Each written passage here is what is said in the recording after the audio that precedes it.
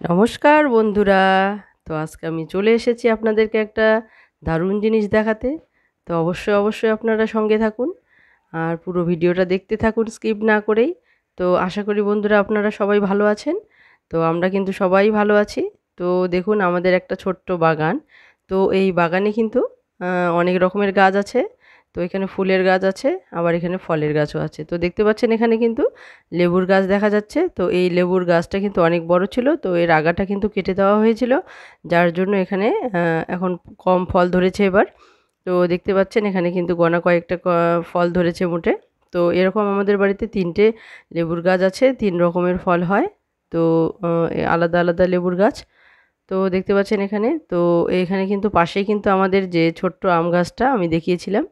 তো দেখতে পাচ্ছেন এখানে ছোট্ট আম গাছটা, তো এই আম গাছের মধ্যে আমাদের এবার নতুন ফল এসেছে।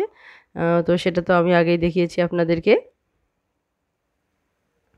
তো দেখতে পাচ্ছেন এখানে সামনে এই যে আম গাছটা, এই যে ছোট ছোট আম ধরেছে এবার, এবার আম ধরেছে এই গাছে। তো এই ছোট্ট আম গাছটার পাশেই কিন্তু আমাদের এই ছোট্ট একটা বাগান, ফুলের বাগান। তো সেখানে কিন্তু অনেক রকমের গাছ আছে। তো দেখুন এখানে আমগুলো কি সুন্দর ঝুলে আছে।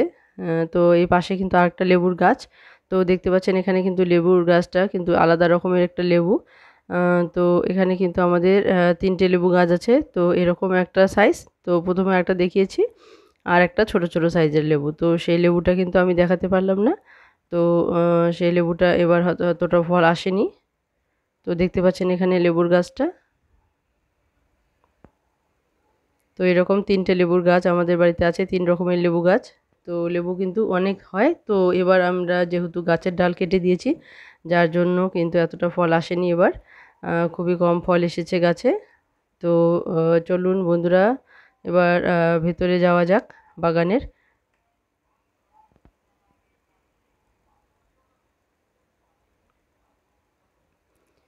তো এখানে কিন্তু বাগানের ভিতরে এই যে চলে এলাম। তো এই বাগানের ভিতরে কিন্তু এটা একটা কাঠমালি ফুলের গাছ, এখানে একটা জবা ফুলের গাছ। তো পাশে কিন্তু আছে ডাল পদ্ম। তো ডাল পদ্মটা আমাদের কিন্তু সাদা রঙের পদ্ম ফুল। তো এই পদ্মের গাছের যে ডগা আছে, আগা আছে, তো এই আগায় কিন্তু অনেক ফাঙ্গাস ধরেছে। তো অবশ্যই বন্ধুদের বলছি এই ফাঙ্গাস কিভাবে দূর করা যায়, যদি কারো জানা থাকে অবশ্যই কমেন্টে সেটা জানাবেন। তো পাশেই আমাদের ছোট্ট একটু কলার থোপ যাকে বলে, মানে কলার চারা এখানে বের হয় অনেক। তো এখানে কিন্তু দুটো বা হ্যাঁ, দুটো বড় সাইজের কিন্তু চারা, মানে গাছ আছে বড় বিশাল বিশাল দুটো কলা গাছ। তো এগুলো কিন্তু যে বিচি কলা, বিচি কলা বলে যাকে, হ্যাঁ আমরা কিন্তু এটাকে আমরা আটিয়া কলা বলি। তো এটাকে কিন্তু বিচি কলাও বলে। তো দেখতে পাচ্ছেন এখানে কিন্তু দুটো বিশাল বিশাল গাছ। তো এর গোড়া দিয়ে কিন্তু অনেক চারা বেরিয়েছে। তো এই চারা দিয়ে আজকে কিন্তু একটা দারুণ রেসিপি বানাতে যাচ্ছি। তো যার জন্য আমি এখানে বাগানে এসেছি এই চারাটা নেওয়ার জন্য। তো দেখতে পাচ্ছেন এখানে কিন্তু আরও 2-3টে কিন্তু চারা বেরিয়েছে। তো এখানে 3টে বড় বড় বিশাল বিশাল গাছ, কলা গাছ, তার পাশেই কিন্তু ছোট ছোট চারা। তো এটা কিন্তু বিচি কলা। তো এই বিচি কলা থেকে, বীজ কলা থেকে কিন্তু যে চারাটা বেরিয়েছে, এই চারাটা দিয়ে কিন্তু রেসিপি হয়। তো সব ধরনের গাছ কিন্তু খাওয়া যায় না। সাধারণত অনেকে হয়তো খেয়ে থাকবেন যে কলার যেটাকে ভাদাইল বলে, যে এরকম বড় বড় কলা গাছ থাকে তার মাঝে যে অংশটা, সেই অংশটা কিন্তু বাজারে বিক্রি হয়। তো সেটাই সাধারণত অনেকে খেয়ে থাকবেন, কিন্তু এরকম এই ধরনের কিন্তু চারা সাধারণত বাজারে কিনতে পাওয়া যায় না, বিক্রি হয় না। যদি কারো বাগান থাকে তাহলে হয়তো অবশ্যই খেয়ে থাকবেন। তো আমরা কিন্তু এই বাগানের যে ছোট চারা বেরিয়েছে, তো সেখান থেকে একটা আমি চারা নিতে আসছি। তো এখানে যেহেতু কয়েকটা সিঁড়ি রাখা আছে, তো এই সিঁড়ির কিন্তু মাঝ বরাবর এই চারাটা বেরিয়েছে, যার জন্য আমার একটু কাটতে অসুবিধা হচ্ছে। তো দেখতে পাচ্ছেন যদি সিঁড়িটা না থাকতো, দুটো সিঁড়ি আছে পাশাপাশি, তো তারই মাঝখানে কিন্তু বেরিয়েছে চারাটা। তো এগুলো এমনি ফেলে রাখা আছে পুরনো সিঁড়ি। তো দেখতে পাচ্ছেন এখানে যে কলাটা আছে, তো এই চারাটার কিন্তু উপরটা আমি ফেলে দিব। তো এই উপরটা কিন্তু আমি নেব না। তো এই মাঝামাঝি বরাবর আমি এটা কেটে নিয়েছি, তো উপরটা ফেলে দিয়েছি। আর নিচের যে গোড়াটা আছে, মানে যতটা আমি কেটেছি তার সেখান থেকে আমি নিচের যে গোড়া অবধি সেটা কিন্তু আমি এখন ছুলে নেব। আমি কিন্তু শুধুমাত্র এর যে ভেতরের মাঝাটা আছে, নরম যেটা, সেই মাঝাটাই কিন্তু নেব। আর সেটা দিয়ে কিন্তু আজকে একটা দারুণ রেসিপি হতে যাচ্ছে। তো বন্ধুরা অবশ্যই পুরো ভিডিওটা দেখবেন স্কিপ না করেই।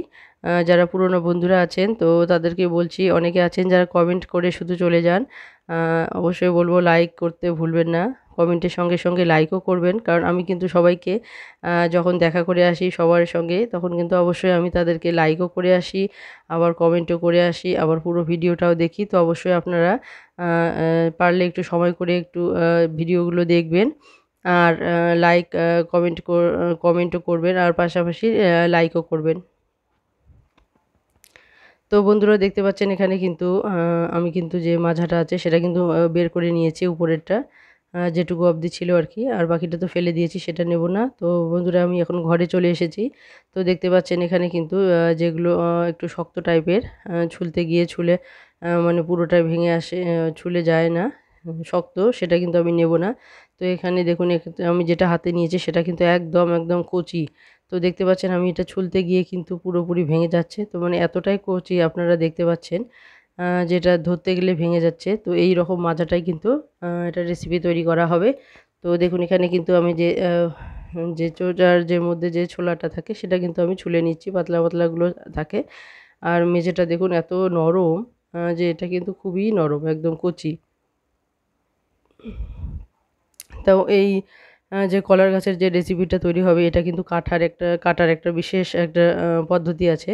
তো আপনারা দেখুন এটা কিন্তু আমি সোজাসুজি কাটছি না, তো এটাকে কিন্তু আমি ঘুরিয়ে ঘুরিয়ে কাটছি, কারণ এটা ঘুরিয়ে ঘুরিয়ে কাটতে হবে, কারণ এর থেকে যে একটা সুতার মতো লেয়ার বের হয় তো সেটা কিন্তু এখানে দেওয়া যাবে না। তো সেটাকে কিন্তু আমি এরকম ঘুরিয়ে ঘুরিয়ে কাটলে কিন্তু আমার যে দা আছে তো কাটাইটা আছে তো এর মধ্যে কিন্তু এটা জড়িয়ে যাবে, আর আমি তখন এটাকে ফেলে দিতে পারবো। তো দেখতে পাচ্ছেন আমি কিন্তু এটা ফেলে দিলাম, যে সুতোর মতো যে থাকলো সেটা কিন্তু আমি ফেলে দিলাম। তো এইভাবে আমি ফেলে ফেলে এটা সমস্ত যে আছে তো সমস্তগুলো আমি এটা ঠিকভাবে এইভাবেই কেটে নেব, সুতো ফেলে ফেলে, তাহলে কিন্তু এটা জড়িয়ে যাবে না। না হলে এই সুতোটা না ফেললে কিন্তু রান্নার সময় যে খুন্তির মধ্যে এটা কিন্তু জড়িয়ে যাবে, তখন আর ভালো লাগবে না। তো দেখুন এখানে এটা এত কচি, এটা কিন্তু খেতে খুবই সুস্বাদু। তো অবশ্যই অবশ্যই যারা ভাদাইল খেয়েছেন, এ ধরনের চারা খাননি, তাদেরকে বলবো যদি কোনো বাগান থাকে আপনাদের আশেপাশে তো অবশ্যই এরকম বিচি কলার যদি চারা বেরিয়ে থাকে তো অবশ্যই একটা নিয়ে এসে এভাবে রান্না করে দেখবেন, এটা কিন্তু খেতে কিন্তু খুবই সুস্বাদু হয়। তো বন্ধুরা দেখুন এটা কিন্তু ছুলে নিচ্ছে আমি, একদম ভেতরের যে সবার যে ভেতরের যে কচিটা ছিল সেটা কিন্তু একদমও ছোলা যায়নি, কারণ এতটাই কচি সেটার ছোলারও প্রয়োজন নেই। তো যতটা ছোলা যায় উপরের আঁশ ততটাই আপনারা ছুলে নেবেন, আর বাকিটা যে ছোলা যাচ্ছে না তো সেটা কিন্তু এমনি এমনি নেওয়া যায়, তাতে কোনো অসুবিধে নেই। তো দেখুন এখানে কিন্তু আমি সমস্ত যে কলাটা আছে চারাটা আছে সেটা কিন্তু সমস্ত এভাবে এটা কাটাইয়ের মধ্যে এরকম করে ঘুরিয়ে ঘুরিয়ে নেব। তো অবশ্যই যে আপনারা যদি কখনো এই রেসিপিটা করেন তো অবশ্যই এরকম করে ঘুরিয়ে ঘুরিয়ে নেবেন, তাহলে কিন্তু এর যে সুতোটা বেরোয় তো এই সুতোটা কিন্তু ফেলে দিতে সুবিধা হবে। তো বন্ধুরা দেখুন এখানে কিন্তু সমস্ত যে চারাটা আছে আমি কিন্তু সমস্তটাই সুন্দর করে চৌকোনা করে কেটে নিয়েছি। আর এখানে এর সঙ্গে আমি দেবো দুটো আলু। তো আলু দুটো কিন্তু আমি এখানে ছুলে নিয়েছি। তো এখন দেখুন এখানে ঘুরিয়ে ঘুরিয়ে আমি দেখছি আরও কোনো সুতো যদি এর থেকে বেরোয় তাহলে আমি কিন্তু সেটা ফেলে দিব। তো এখানে কিন্তু দেখুন একটুখানি সুতো বেরিয়েছে, তো বেশি বেরোয়নি যেহেতু এটা একদম কচি ছিল। তো এখান থেকে কিন্তু বেশি সুতো বেরোয়নি। আর প্রথমে তো আমি ঘুরিয়ে ঘুরিয়ে করেছি যার জন্য কিন্তু যেটুকু সুতো ছিল সেটা কিন্তু বেরিয়ে এসেছিলো। তো দেখুন বন্ধুরা এখানে কিন্তু সমস্ত এখানে যে শক্ত লাগছিল আমার, মনে হচ্ছিল যেটা একটু শক্ত, সো সেটা কিন্তু আমি দেইনি, এখানে রেখে দিয়েছি। আর মেঝের যে অংশটা কিন্তু সেটা পুরোপুরি আমি নিয়ে নিয়েছি। তো আপনারাও যে কাটার সময় দেখবেন যদি কোনোটা শব্দ করে একদম মচ শব্দ করে তো সেটা কিন্তু আপনারা নেবেন না, তো সেটা কিন্তু খেতে ভালো লাগবে না, একদম কুচিটাই নেবেন। তো দেখুন এখানে আলুগুলো কিন্তু আমি সমানভাবে কেটে নিয়েছি। তো বন্ধুরা এখানে দেখুন এখানে কিন্তু কড়াইয়ের মধ্যে আমি জল দিয়ে দিয়েছি, আর জলটাকেও আমি গরম করে নিয়েছি। তো এখন আমি এই কলাগুলো এখানে দিয়ে দিলাম, আর এখানে আমি 5 মিনিটের মতো ঢাকা দিয়ে আমি রেখে দিব। তো এখানে কিন্তু যেহেতু এতটা কুচি এটা কিন্তু সেদ্ধ হয়ে যাবে ততক্ষণে। তো বন্ধুরা দেখুন এখানে কিন্তু একটু নাড়াচাড়া করে দিয়ে আমি এখানে পুরোটা ঢেকে দেব। তো বন্ধুরা দেখতে পাচ্ছেন এখানে কিন্তু পুরোপুরি আমি ঢেকে দিলাম। তো ঢেকে দেওয়ার পর আমি চলে এসেছি আবার 5 মিনিট পর, 5-6 মিনিট পর। তো বন্ধুরা দেখুন এখানে কিন্তু যে কলার আ যে পিসগুলো আমি কেটে নিয়েছি তো সেটা কিন্তু একদম পুরোপুরি সেদ্ধ হয়ে গেছে।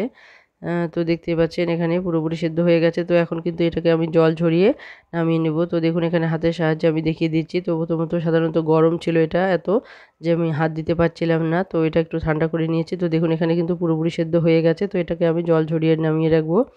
তো বন্ধুরা দেখুন এখানে কিন্তু কড়াইয়ের মধ্যে অনেকটা পরিমাণ তেল দেওয়া আছে, কারণ এগুলোকে একটু ভেজে নিতে হবে। তো আমি এগুলোকে প্রথমে ভেজে নিব, তারপর কিন্তু যে মশলাটা আমি দেব, তো সেই মশলাটা আমি রেডি করে নেব। তো বন্ধুরা দেখুন এখানে কিন্তু অনেকগুলো আমি শুকনো লঙ্কা আর তার সঙ্গে কাঁচা লঙ্কা দিয়ে ফোড়ন দিলাম, আর এখানে 5 ফোড়ন দিলাম আমি। তো এখানে দেখুন হয়ে গেছে, একদম তেলটা আমার গরম ছিল, যে লঙ্কাগুলো একদম পুড়ে গেছে, এতটাই গরম ছিল তেলটা। তো দেখুন এখানে কিন্তু যে সেদ্ধ করা যে কলাগুলো ছিল, কলার চারাটা ছিল, সেগুলো কিন্তু আমি দিয়ে দিলাম। তো দিয়ে দেওয়ার পর এটা কিন্তু ভালোভাবে আমি ভেজে নেব। তো এখানে কিন্তু ভাজার সময় কোনো রকমের লবণ কিংবা হলুদ কিন্তু আমি এখানে দেব না। তো আমি শুধু এটা এমনি এমনি ভেজে নেব। তো ভেজে নিয়ে কিন্তু এটা আমি নামিয়ে রাখবো। তো বন্ধুরা অবশ্যই যারা ভিডিওটা দেখছেন অবশ্যই বলবো তারা লাইক কমেন্ট শেয়ার করতে ভুলবেন না, আর সাবস্ক্রাইব করে বেল আইকনটিকে ক্লিক করে রাখবেন, তাহলে যে কোনো নতুন ভিডিও আসা মাত্র আপনাদের কাছে পৌঁছে যাবে। তো বন্ধুরা আপনারা দেখতে পেলেন এখানে কিন্তু লঙ্কা আর কিন্তু আদা কিছু নিয়েছি, তো আমি সেগুলোকে কিন্তু বেটে নিয়েছি। তো এখানে দেখুন এখানে কিন্তু বেটে নেওয়ার যে মশলাগুলো আছে, তো সেখানে আমি কিছু কাশ্মীরি লঙ্কা হাফ, আর এখানে হলুদ গুঁড়ো নিয়েছি হাফ, আর জিরে গুঁড়ো নিয়েছি হাফ। তো এগুলো একটু জলে ভিজিয়ে রেখে দিলাম। তো ততক্ষণে এখানে আমি কড়াইয়ের মধ্যে তেল দিয়ে দিয়েছি, ওগুলো কিন্তু আমি ভেজে নামিয়ে রেখেছি, আপনারা দেখতে পেয়েছিলেন। তো এখন কিন্তু আমি শুধু এই মশলাটাকে কষিয়ে তারপর আমি কিন্তু সেই যে কলাটা আমি সেদ্ধ করে রেখেছি, কলার চারাটা, তো সেগুলো কিন্তু আমি দিয়ে দেবো।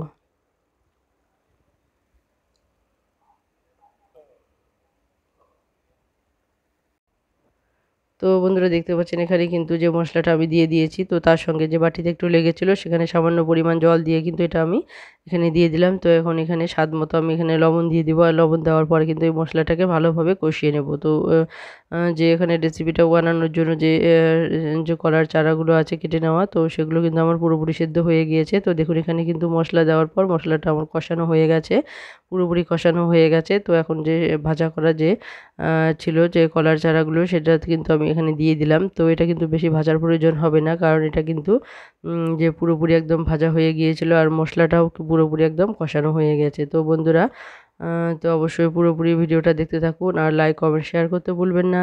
আর যারা নতুন বন্ধুরা আছেন তারা অবশ্যই লাইক কমেন্ট শেয়ার করবেন, আর বেল আইকনটিকে ক্লিক করে রাখবেন, আর সাবস্ক্রাইব করতে ভুলবেন না। আর পুরনো বন্ধুরা যারা দেখছেন, যারা কমেন্টে আসেন, যারা কমেন্ট করেন, তাদেরকে অবশ্যই বলবো যে শুধু কমেন্ট করবেন না, পাশাপাশি লাইকও করবেন, তাহলে আমার খুবই ভালো লাগবে।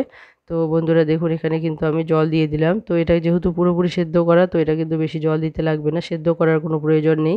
তবুও একটু জল বেশি করে দেবো, কারণ যে কোনো রেসিপিতেই আপনারা যদি একটু জল দিয়ে জাল করেন, তাহলে কিন্তু সেই রেসিপিটার স্বাদ কিন্তু দ্বিগুণ বেড়ে যায়। তো বন্ধুরা দেখুন এখানে কিন্তু যে পরিমাণ জল দিয়েছি তাতে কিন্তু অনেকটাই জল কিন্তু এখানে দেওয়া আছে, কিন্তু সেটা কিন্তু অনেকটা আমি শুকিয়ে নেব, কারণ এটাকে আরও সুস্বাদু বানাতে গেলে এখানে একটু জাল দেওয়ার প্রয়োজন আছে। তো বন্ধুরা অবশ্যই লাইক কমেন্ট শেয়ার করবেন, আর সাবস্ক্রাইব করতে ভুলবেন না। আর পুরনো বন্ধুরা অবশ্যই লাইক করতে ভুলবেন না। সাবস্ক্রাইবের পাশে মানে কমেন্টের পাশাপাশি অবশ্যই লাইকও করবেন। তো বন্ধুরা দেখুন এখানে কিন্তু 1 চামচ পরিমাণ আমি এখানে ঘরে যে গরম মশলা বানানো ছিল সেই মশলাটাই কিন্তু আমি এখানে দিয়ে দিলাম। তো গোটা গরম মশলা আমি এটা ভেজে গুঁড়ো করে রেখেছি। গরম মশলা আমি এটা কৌটোর মধ্যে রেখে দিয়েছিলাম। তো সেখান থেকে আমি কিন্তু 1 চামচ পরিমাণ মতো এখানে কিন্তু গরম মশলা দিয়ে দিয়েছি। তো গরম মশলাটা দেওয়ার পর কিন্তু 2-3 মিনিট আরও ভালোভাবে জাল করে নিতে হবে, কারণ গরম মশলার একটা ঘ্রাণ আছে, নাহলে সেটা কাঁচা ঘ্রাণটা ভালো লাগবে না। তো বন্ধুরা দেখুন এখানে কিন্তু অনেকটা রসালো হয়েছে। তো বন্ধুরা এই যে রসটা আছে, এই রসটা দিয়েই কিন্তু এতটা ভাত খাওয়া যাবে যে এটা কিন্তু এতই সুস্বাদু হয়, তো আপনারা না খেলে বুঝতে পারবেন না। তো বন্ধুরা যেহেতু আজকে আমাদের নিরামিষ, তো আমি কিন্তু আজকে এটা নিরামিষভাবেই রান্না করলাম। তো আপনারা অবশ্যই পেঁয়াজ রসুন দিয়ে রান্না করতে পারবেন। যারা পেঁয়াজ রসুন খান তারা অবশ্যই পেঁয়াজ রসুন দিয়ে রান্না করবেন, আর যারা নিরামিষ খান তারা এইভাবে নিরামিষ রান্না করবেন। তো বন্ধুরা দেখুন রেসিপিটা কত সুন্দর হয়েছে, এটা শুধু সুন্দরই হয়নি, এটা কিন্তু খেতেও অসাধারণ হয়েছে। তো অবশ্যই বলবো যারা আপনারা পেঁয়াজ রসুন খান তারা অবশ্যই এটা পেঁয়াজ রসুন দিয়ে করবেন, খেতে কিন্তু খুবই সুস্বাদু হয়। আর অবশ্যই কমেন্টে জানাতে ভুলবেন না আমার এই রেসিপিটা আপনাদের কেমন লাগলো। যদি ভালো লাগে থাকে তাহলে অবশ্যই কমেন্টে জানাবেন, আর যদি কোথাও ভুল ত্রুটি হয়ে থাকে তবে সেটা কমেন্টে জানাতে ভুলবেন না। তো বন্ধুরা এই রেসিপিটা কিন্তু আমার খুবই ভালো লাগে। তো আপনাদের আর কারো ভালো লাগে যদি, তাহলে অবশ্যই সেটা কমেন্টে জানাবেন। যদি কেউ খেয়ে থাকেন তাহলেও সেটা জানাবেন, আর যদি কেউ খেয়ে মানে এখনও খাননি তাহলেও অবশ্যই কমেন্টে জানাবেন। আর আমি বলবো অবশ্যই একবার খেয়ে দেখুন, যদি কোনো বাগান কারো কাছে থাকে এরকম পাশাপাশি, তো অবশ্যই বলবো এই ধরনের চারা তুলে এনে আপনারা রেসিপি বানান, খান, তাহলে দেখবেন খুবই খেতে সুস্বাদু লাগে। আর বাজারে যেটা পাওয়া যায় সেটা হচ্ছে এরকম বড় বড় যে কলার গাছ আমি দেখিয়েছি তারই কলার গাছের যে মাজাটা, সেই মাজাটা কিন্তু আপনারা সাধারণত বাজার থেকে কিনে এনে খান।